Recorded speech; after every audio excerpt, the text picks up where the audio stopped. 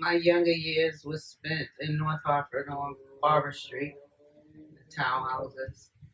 And then my teenage years was in Charter Oak, and that's where I rep. I rep Charter Oak Terrace, COT. It was a good time for me. It was a good time, a challenging time because it was in Charter Oak. I lost both of my parents. But it was there that I understood the importance of community and family. Although you were poor, everybody was poor, so you kind of like looked out for each other. You all knew who mothers and fathers were struggling with drugs and finances. So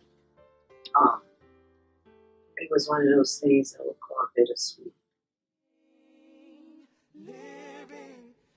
It was in the bittersweet 80s that Janice moved to Charter Oak Terrace, where the community fought poverty and families battled every day to simply live. The housing authority at that time didn't really put the emphasis on maintaining the public housing development, so you kind of just was living in unhealthy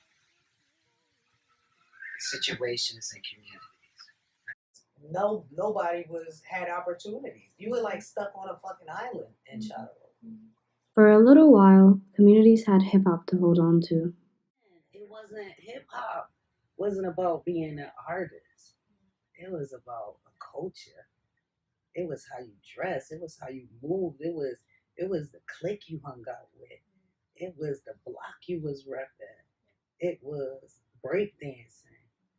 It was big trunk earrings and doodle ropes. It was black patches with fists. It was not just, it wasn't rap. It was a culture. While poverty stretched families thin, hip-hop provided a healthy outlet to express frustration. In the early 80s, hip-hop sent positive messages to the youth.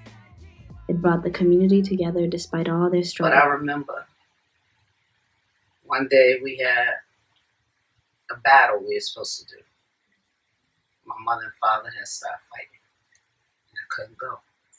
And it just so happened to be, it was my birthday that day.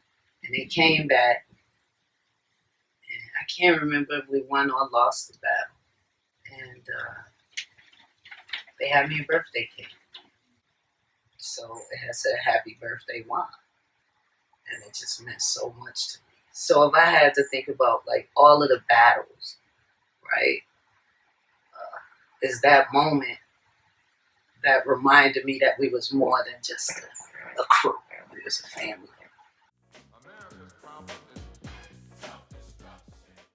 '80s was like an interesting time. The drug war was coming in, like crack and shit was coming in, but hip hop still was trying to produce these positive messages.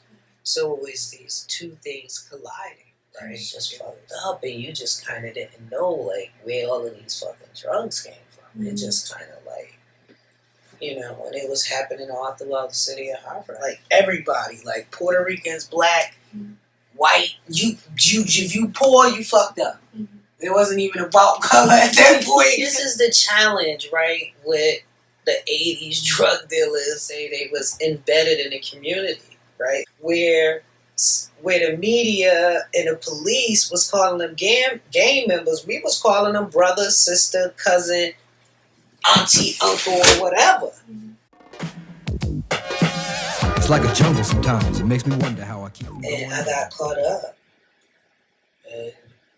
in the shit. Not the gun shit, but the drug shit. And, when people talk about you being a product of your environment, I can't think of nobody at that time who either was, at my age at least, who wasn't in a gang or selling drugs.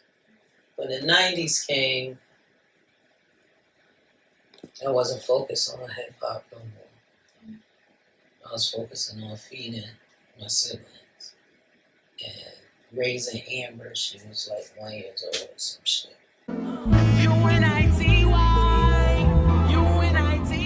It was while I was at Trinity, I built the Voices of Women of Color, which which is a consultant firm of all women of color, Black, Latino, Caribbean, so forth.